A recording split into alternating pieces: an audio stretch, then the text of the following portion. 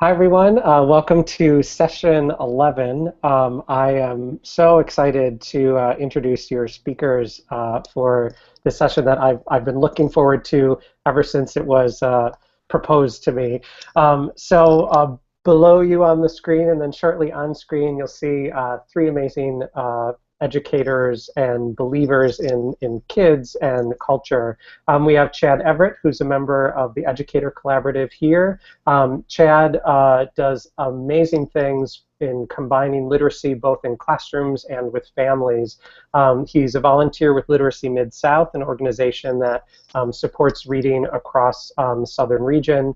And he also is the co-founder of MS EdChat. And I'm sorry, right now I have a window open. I hear other people talking. Okay, taken care of. He is the co-founder of MS EdChat, where Mississippi educators can come together on Twitter to talk about education, and is just all around an incredible educator.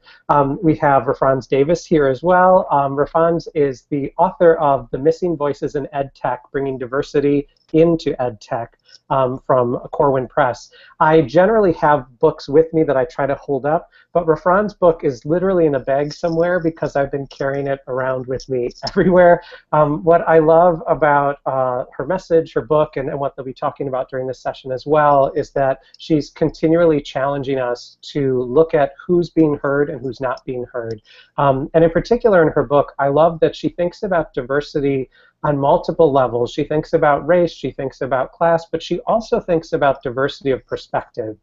So in her book, she says things like, you know, if you're having a team that you're going to build around technology, don't just bring in the people that are great at technology. Bring in the people that feel nervous about technology, maybe the naysayers that you normally would say no to. We have to listen to those diverse perspectives too. So I'm so honored to have her and her voice and her vision here. She's the executive director of professional and digital learning for Lufkin ISD. She's a frequent writer and speaker. You can follow her on her blog. If you don't love her already, you will love her during the session for sure. And then we also have Scott Boehner. He's the director of the Ferguson Municipal Library. Scott, during the riots that were happening in Ferguson, Scott was the only full-time employee, though he had a number of part-time employees and volunteers. But Scott made the decision to keep the Ferguson Library open in the midst of riots and everything that was happening around them, and protesters and issues with police and the community. He decided to leave the library open. Because of this and for many other reasons, Scott was awarded the Lemony Snicket for Noble Librarians from the American Library Association. But what I think is particularly amazing about Scott, and we actually just talked about this before we went live, is when I said to him, like I'm sure many of you have or will say to him, wow, what you did was so amazing, Scott responds, well, actually, we just did what every library does. I mean, I was near tears as I said, we do what every library does. We just open our doors to the community and we support whoever's there around us. So I'm really looking forward to this conversation. Please join us on Twitter. Use the hashtag #TheEdCollabGathering, hashtag number 11, and then I'll be here behind the scenes to bring in some tweets as well. So without further ado, I'd like to hand it over to Chad, who will help us get started. Hi, Chad. Hi, Chris, and thank you so much for that wonderful introduction. For all of us, I think just as excited as you are just to get to participate in this conversation and hear from Scott and Rafranz, because I told both of them in trying to get them to do it, and both of them willingly agreed the first time, so I didn't have to send my usual 15 emails to be like, hey, do you think you want to do this? Because these are two individuals that I absolutely have the utmost respect for and stand in awe of the work that they do and the voice that they have already placed out there in the community, in their local communities and the global community about race and education and diversity. What I will do really quick is just let you know we're going to talk about. So today's session is Tough Talks, having conversations about race and diversity in education and beyond. There are our Twitter handles, so absolutely tweet at us. And also at the bottom of the slide, you'll see the hashtag for our session, hashtag the Ed Collab Gathering space, hashtag 11. And I think throughout the session, Chris will pull in tweets so that we can take a look at those. So please, please, please, if you have questions or things that you'd love for us to talk about, let us know. All right.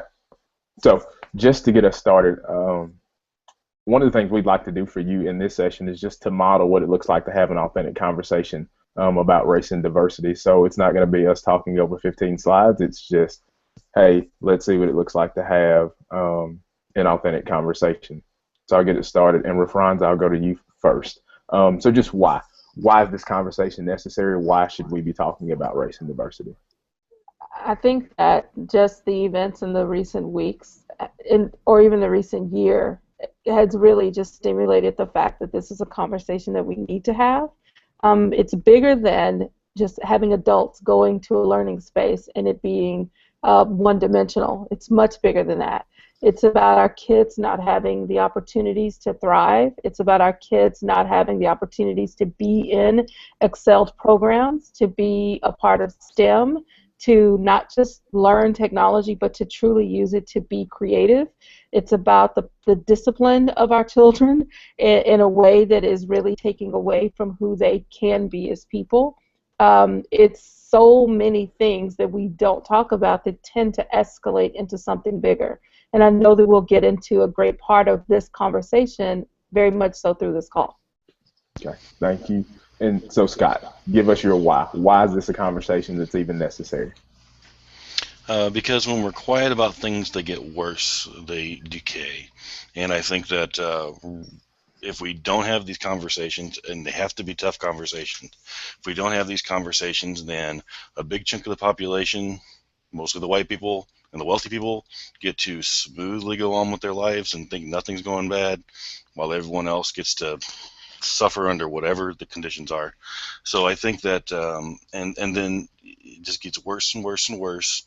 The inequities expand until we are all locked into a confrontation instead of a conversation. And I think that the only way to get past that is to actually have one-on-one, personal, face-to-face human interaction that is part of a actual relationship and not a race conversation relationship. Wow, there's something you said right there. Where it's conversation versus confrontation, right? Mm-hmm. That it's so important, and the part of the groundwork for having these types of conversations and the need for them is thinking about relationships, and thinking about the diversity of our relationships, whether that be professional and I also believe personal. That those individuals that I surround myself with are sometimes going to be those that are going to help me confront some of the biases that I have when I'm approaching these types of topics, and that's where I want to go next. So for people out there watching that are thinking like, okay, I get to watch them have this conversation, and when the conversation is over, they're going to think to themselves, I want to have this conversation, or I want to go back wherever I am and push this conversation. Knowing that even as we were planning for this session, that it was interesting in some moments to talk about, all right, what are we going to talk about? What are we not going to talk about? What does it look like for us to manage conflict? Because we're live and it's going to be archived forever. Because the internet will never die. So if we get into it, like, it's out there for everyone. How do individuals have these types of conversations, or maybe thinking about what are 3 ground rules or the 3 things that people need to know before they set out to have one of these conversations? And I'll go in reverse order and start with you, Scott. I'd say 1, 2, 3 would be 1, don't be afraid of an ugly conversation. Have the rough conversation, have the embarrassing conversation, say the dumb thing. Next time you have that conversation, you'll be better at it, and you'll be more wiser about what you're actually talking about.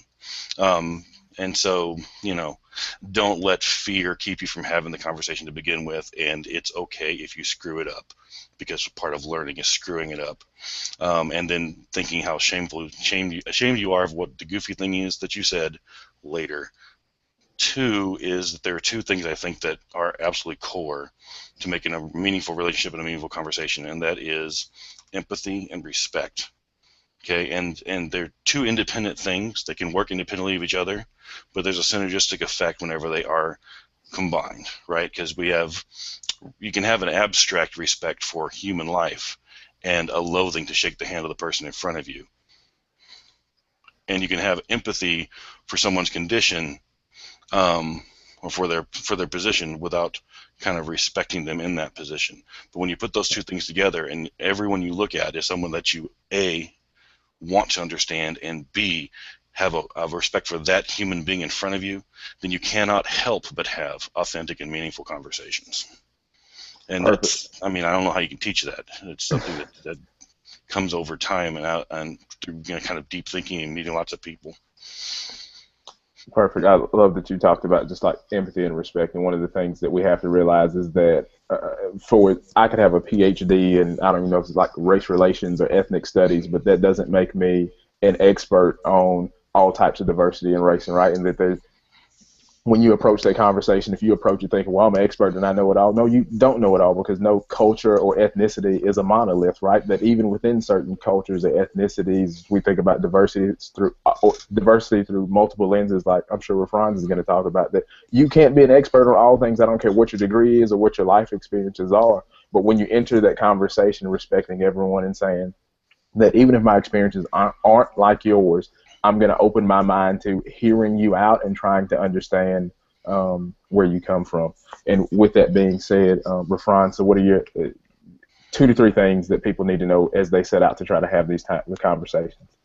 I think kind of piggybacking off of what you just said, and I usually don't make references to my book, but I will say that I make it very clear that I am not an expert. I can only go by my life experiences. But the one thing that I will say is probably the greatest lesson that I ever learned was to know when to listen and know when to talk. Because there are times when we feel like I'm just going to put my 2 cents in right away, when you really haven't taken a moment to really listen to what the problem is or to listen to what the situation is. And by listening, that doesn't necessarily mean just by what you hear. It's also listening to your surroundings, listening to what you see, being very observant. You have to be an observer before you can participate, and that is such an important lesson for any of us to learn. I don't care who you are. So honestly, that probably is my one thing in addition to some of the things that Scott said. Perfect. So we talk about personal experiences.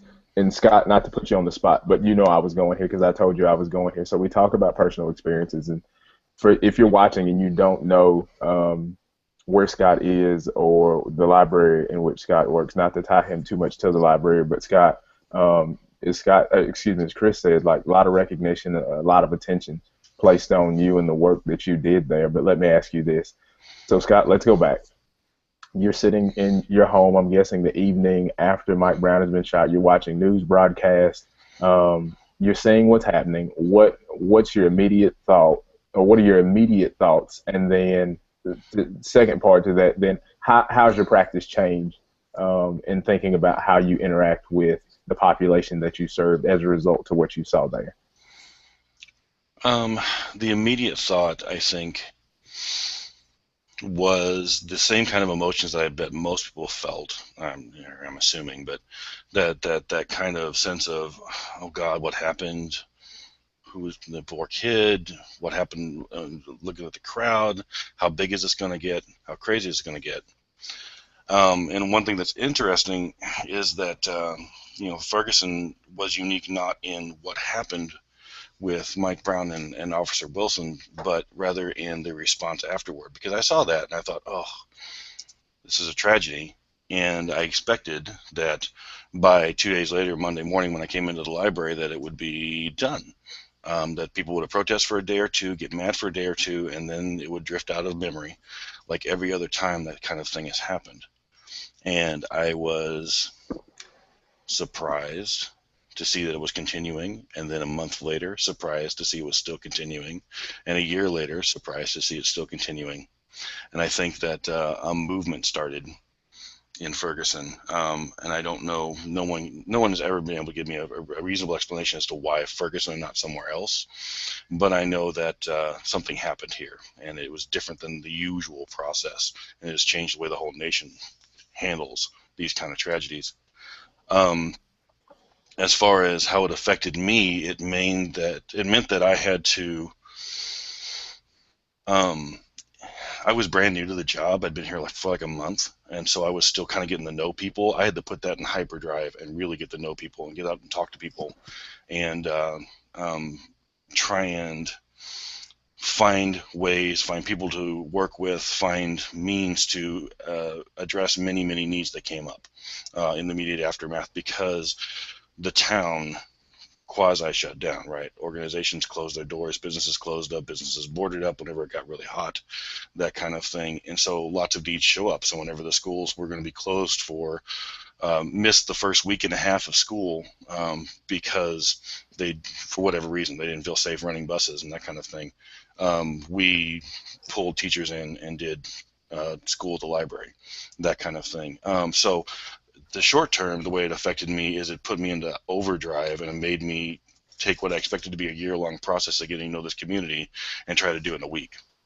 Long term, it means that I am even more aware than I would otherwise have been of the diversity within Ferguson, of how hard it is from my library on the west side of town to have meaningful interaction with the area over on the east side of town where Canfield Apartments are, how hard it is to get over there whenever we have only one building, and always searching for programs that can reach out to the corners of Ferguson that aren't right around my library, because we're in,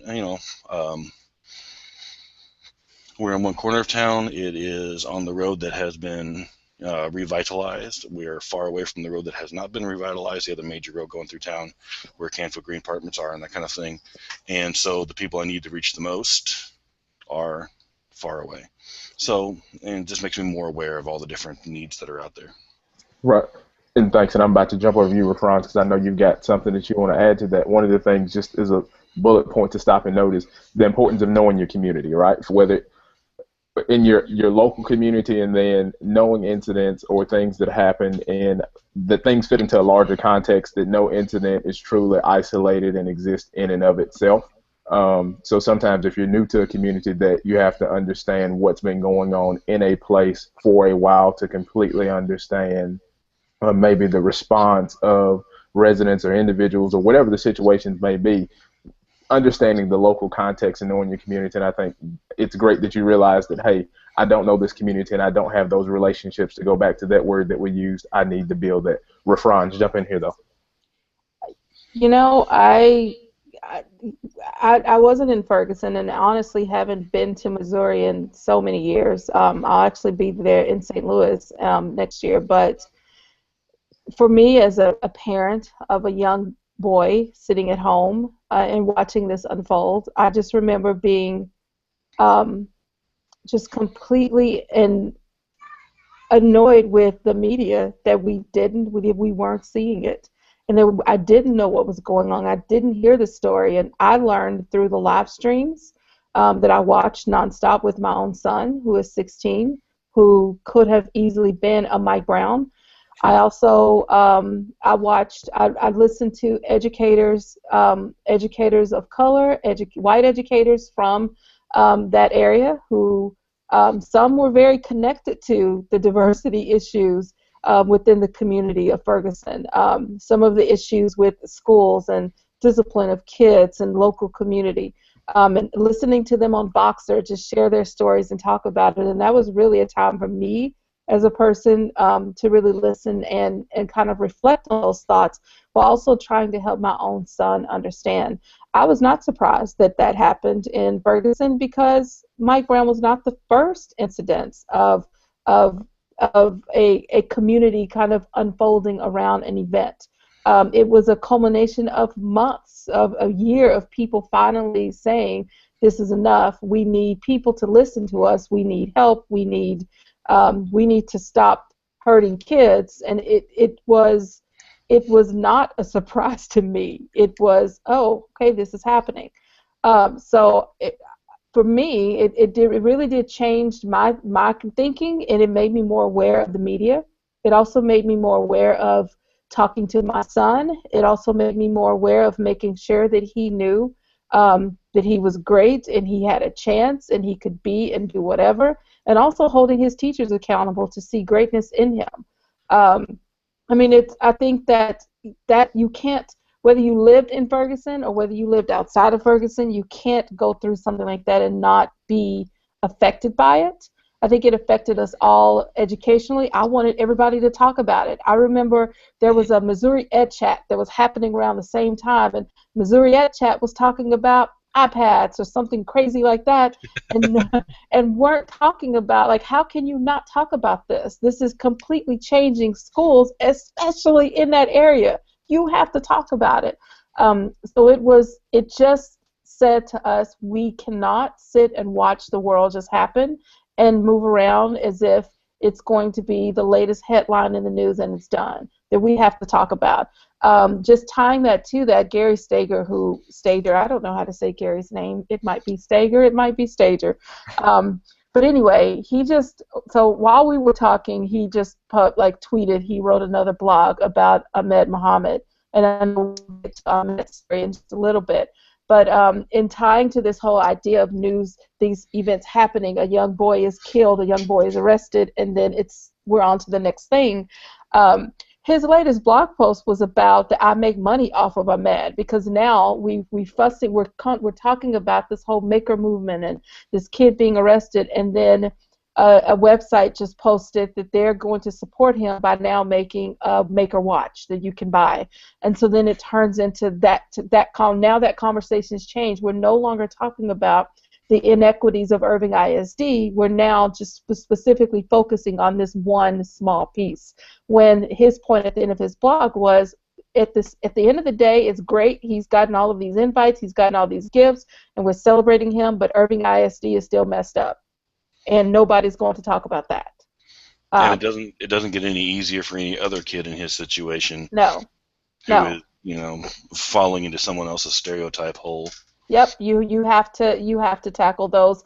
You have to go to those issues and tackle them, but you have to have people that care about those issues to tackle them. Could we have done anything for Mike Brown? No, but could we have done something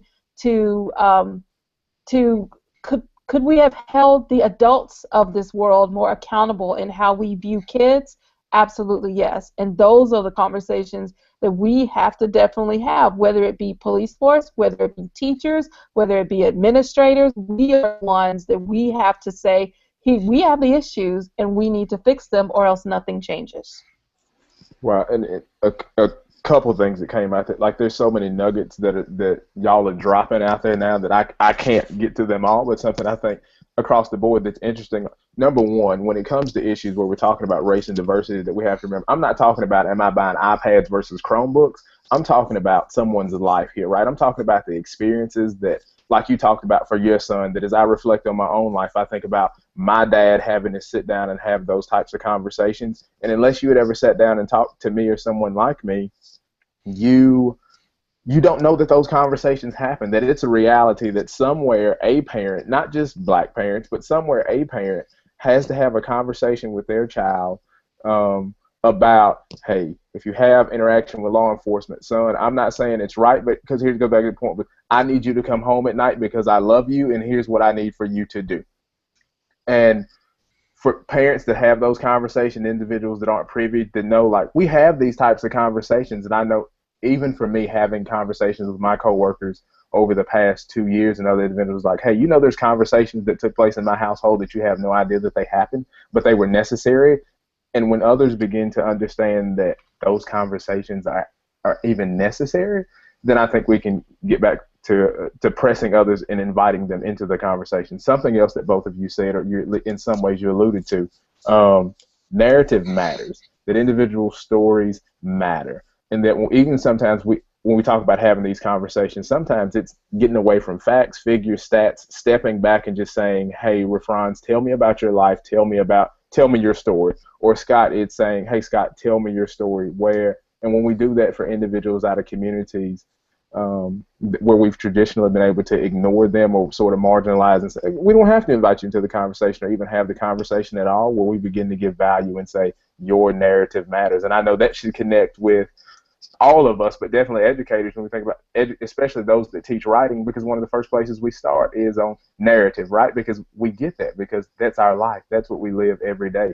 That being said, Scott, in your library, I know one of the things I think NPR does is the StoryCorps kits, right? That the whole purpose is to go out and allow people to record their stories. So, and then maybe we can come back and talk about technology's power to help people put their narratives out there and show them that their narrative matters. But the StoryCorps kit, is that something that you're using in your library? Yes, absolutely. And the whole purpose of signing, trying to get the StoryCorps grant and pushing this program is to allow people to get their voice that have, been voiceless up until now, and also to allow people to deal with the frustration of when they do tell their story, it's filtered through the media, and the media does their own, their own thing for their own reasons, and everyone in Ferguson has been frustrated from one side to the other with how very little of what they see as authentic, what's going on, has actually gotten into the media. Can I ping back to a couple real quick absolutely, things? Absolutely, go for it. One is that the story of Ahmed and what you just now talked about having that, I can't even imagine how hard that conversation is with the kid about how you need to deal with police. Those things are heavy, heavy reminders of the incredible position of privilege that I'm in, because my kid is my eldest kid. I have 4 kids. My eldest kid, 10-year-old, geeky as all get out, he would love nothing better than to put together a clock made of computer parts and take it to school and show his teachers, and I cannot imagine that anything bad would happen from that, right? Because he's lucky enough to have been born a color that doesn't make people paranoid when you carry a box of parts, right? And it also reminds me that, we have to have one-on-one conversations, because for people in positions of privilege, whatever kind of privilege you want to talk about, whether it's money, race, whatever, these things become optional, right? I never had to have. I could have gone my whole life and not thought about the fact that African-American parents have to have a hell of a hard conversation with their sons, right? And it would be easy cheesy for me to just not ever be aware of that, or to let it glide on by the first time I heard it. It's only in personal one-on-one conversations where you see and feel that pain of that moment that it kind of brings home exactly how big the disparity is, and that there is something that needs to be addressed. Wow. Rafranz, you look like you've got something you want to, is there something you want to piggyback and add there? There are several things. Number one, that it is incredibly difficult to have that conversation with your son. We happen to live in a community where our police force have been pretty lenient with our kids and really trying to help them. I remember a situation where my son actually got into some trouble. 2 times. Both times, the policeman, instead of taking him downtown to give him a record, they actually called us to come and get him and to talk to him. The second time, and this was 2 times, third time and that's it, but the second time, and keep in mind he's 16, he was 15 at the time, and he's a normal kid, I'll just put it that way. But the second time, the policeman, instead of taking him downtown, he took him to the football coach, because in our town football is huge, and the football coaches have a really parental relationship with all of our young men. And I talked to the football coach and told him what happened, and said, he said he played football. We want to help him. Can you step in and help? And he did, and he called me, and my son was a different kid after that moment. It was just that understanding that people actually do care about him, and they do. So I feel very fortunate in that situation, but will it always be that way? No. Hopefully he'll always make the right choices, but he's a kid, and kids make choices, and not all of them are right. But at school, that has not always been the case. I've honestly have seen kids be pinpointed for certain things because they didn't have the parent support to stick up for them. A kid who was white, whose parents were best friends with one of the assistant principals, stole a $150 headset from the teacher. and he got his whole record expunged. And they actually didn't put it down that he stole the headset. They put it down that he just went to sleep in class, like something so minor that he didn't even get an in-school suspension. But a same kid that is of color doing the same thing will be put in handcuffs and taken to jail. So I mean, it's one of those things where there's the conversations that I have to have with my son are about being aware of who you are, where you are, the decisions that you make, whether it be in town, whether it be at school. Not everybody's going to give you the benefit of the doubt, and for the most part, most people won't give you the benefit of the doubt. But when it comes to Ahmed's story, you know, I love that the world kind of took on that hashtag to support him, and really questioned the fact that, you know, this kid was arrested and he didn't have, you know, this, you know, he was arrested, he didn't need to be arrested. There were so many different issues that went on. But I think there's a greater conversation that we have to have that we haven't. Number one, I don't care whose kid it is, if there was a suspicion of whatever being brought to school, I think that you can't say the teacher shouldn't question things. I think we have to still question things, because had that situation been any different, we would be having an entirely different conversation about the teachers who didn't question it. Let's be real and say that. Right. The second thing, though, is once you knew that what it was is what it was, that the fact that it escalated to the level of them questioning him about his last name and the ties to his last name and possible bomb making is where they completely and totally crossed the line 100%. I mean, they could have questioned him to explain his project and sat and listened and learned, but to take it to the level that they did is where it went into being something else. So I think we can't say don't question things. We do have to question any type of suspicious activity at school. However, once you have questioned it and you know what that situation is, that's where as school leaders you have to be the ones to say, you know, this is, we're going to learn from this and we're going to move on, instead of having it escalate to where it did. There's so many different layers to that story, and we don't know all the layers. We know what we've seen. But what we've seen has been the worst case scenario entirely. Would that happen in any other school? Honestly, if a teacher saw a box of parts, and teachers are not familiar with that kind of thing, I would imagine most people would call. Would most schools second guess it and make? I don't know the answer to that. I don't know that most schools wouldn't still call a bomb squad or call the police in order to see what the situation was. But the police themselves, or how it was handled, was something that that I think that we have to really learn from. The process of looking into it is something that we all still have to do.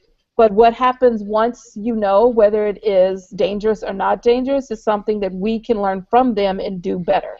And I hope I said that right without messing that entire statement up. No, that was perfect. So I'm gonna go ahead, Scott. Sorry. I respect that teachers have to be safe, and I agree with you there. At the same time, I just want to make a quick note of what has happened to our society, that any random collection of parts is a threat. That every little thing is a potential danger. That's not what I'm saying. So hear me out first. First of all, I have a nephew that is a maker that takes things apart and builds them. My son tinkers with parts and builds them. We basically have our own in-house maker space. I want him to take his things to school and have his teachers to see them. So I'm definitely saying yes. But I've also been a teacher in a school when a kid who happened to be white brought a pipe bomb to school and set it off in the cafeteria. 2 of them, one inside, one outside. So you can't say what a kid will and won't do, and I think that's what the conversations I've heard where it's all about race, it's all about race, it's all about race, because kids just wouldn't do that kind of thing, and that's a completely different conversation. The fact that it does happen is something that we still have to be cognizant of. I didn't like when the policeman said these kind of things can't be brought to school. I don't agree with that at all. I think make whatever and bring it to school. At the same time, we still have to be aware in our schools of what happens, when it happens, and how it happens. So that's all I'm saying, and that's it. So I fully do support bringing parts to school. I support it 100%. I would send parts in a heartbeat. In a heartbeat. But I would just hope that we would not say all black kids are bringing parts, or all brown kids are bringing parts, or bringing parts for ridiculous, for reasons to hurt their school. When we would just encourage maybe all kids to be creators, while at the same time you still have to have a sense of we have to be mindful of things that can occur. Again, I was in third period class when the pipe bombs went off, so I know that those kinds of things do happen, but not in this case. Absolutely not, and definitely not because he was who he was. We've gone completely off topic, I'm sure. Yeah, we got deep off into Muhammad, but I like that though, because one of the things we learned is this is what happens. These are the type of conversations that, in some ways, they happen around these types of events. Now, usually I have them around people that think like me, look like me, vote like me, whatever. But we never get together to approach it from those two different perspectives, because Scott has one perspective, you have another one that's informed by you and your own family, and one that's informed by, not to say distinct things, but like you as an educator and your experiences there. That one of the things that we have to remember about conversations about race and diversity is, number one, that they're messy and we're not going to always agree, because what just happened there is a perfect example of how do we deal with conflict when it's there. We backed up. Rafranz took a moment. She clarified what she meant, and one of the things that we have to understand is that we don't always have to agree. Now, here's one of the things. We're never going to agree about blatant racism, and that's just one of those things that shouldn't exist in discourse. But at the same time, there's room for disagreement about approaches to certain things and about what happens. I'm looking at the time here. Chris, I see some tweets popping up down there at the bottom. Do we have any? Yeah, so we have a few here. There's Carly, who's tuning in, who's it's a lot of people saying great things that they've heard back. So Carly says narrative matters, the individual story really matters. We have Sandy, who is joining us, that says when talking about race and diversity, it's important to know when to listen, when to talk, what's the problem, what do I see? And then actually this was a question from a bit earlier. Sarah said the most difficult aspect of discussing race with students is the beliefs of their parents. How do we deal with that? So that's her question to you. I see some faces. We're ready. We'll go home on this one. I'll put it there like I'll use the old phrase. We'll go home on this one. Rafranz, I know you're chomping at the bit over there. Take 2 minutes to tell us how we deal with it. Yes, you deal with the child, period. And the thing that you can't do is focus on what the parents believe to the point where it is going to blow your entire relationship with that child out of the water. The best thing that you can do is lead and show by example. I'm saying that coming from a place where I taught where kids whose parents were, not so closeted members of the KKK and were very open about it, but whose kids came in with those same misconceptions. I was flat out told that I was unqualified to teach a parent's kid, not because I was unqualified, but because I was black. And that's something that happens, or students that don't want to work with other students because they are Hispanic, or students that students are so racially confused by the time, especially when they get to us in high school, because we take this approach in schools where the world exists but we won't talk about it. So I think that there needs to be some type of ethnic inclusion or cultural inclusion class that all kids have to go throughout their curriculum, but not just a class, that maybe it's embedded into everything that they do. Parents have a choice. If you honestly don't want your kid growing up in a melting pot of learning, then you're welcome to homeschool your child, and we're going to pray for him.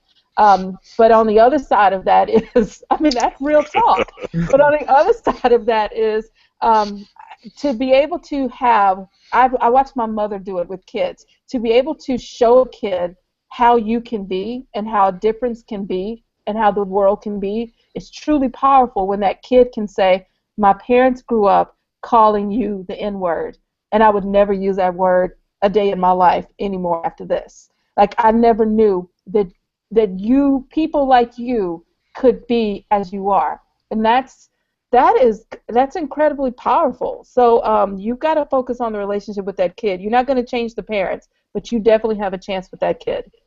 So powerful what you said about relationships, that so much of this goes back to how do I have a conversation where Scott was saying something earlier about where maybe I say something where, and that's the thing, I have to give safe space, right? I have to give you a safe space if we're going to have this type of conversation where you may say something or you may that may offend me, not intentionally, or you may ask a question where you're like, where people always say, Chad, I'm not sure how to say this, but I have a question. It's like, if you're honestly seeking an answer, ask the question, because I know where your heart is on that one, right? That we have to provide those safe spaces to have it. And I love that you talk about relationships.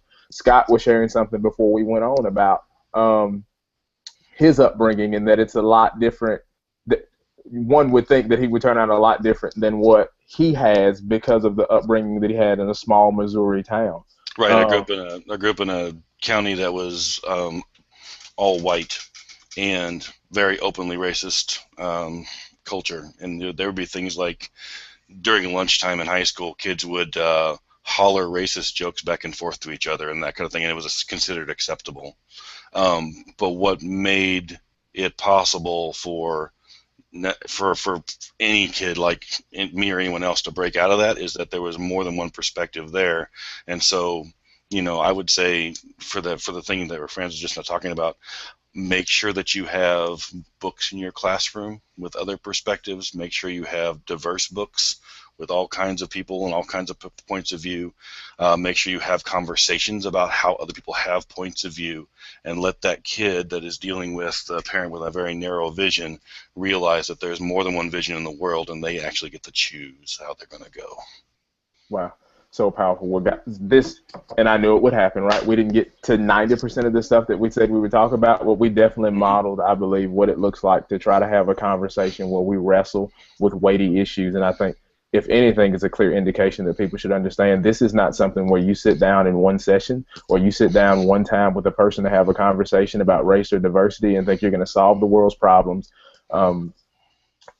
deal with all the biases that you have, and that life is going to be grand after that. This is something that we're going to have to deal with over time, and that we owe it to ourselves, we owe it to our children and grandchildren as educators. It's people like, we owe it to this world that we live in, that if we're ever going to live up to all it is that we could be, we're going to have to take the time to have those tough talks about race and diversity and work through those awkward moments. That being said, I see Chris has joined us again, and Chris, I know that you probably have some things to share about the next session.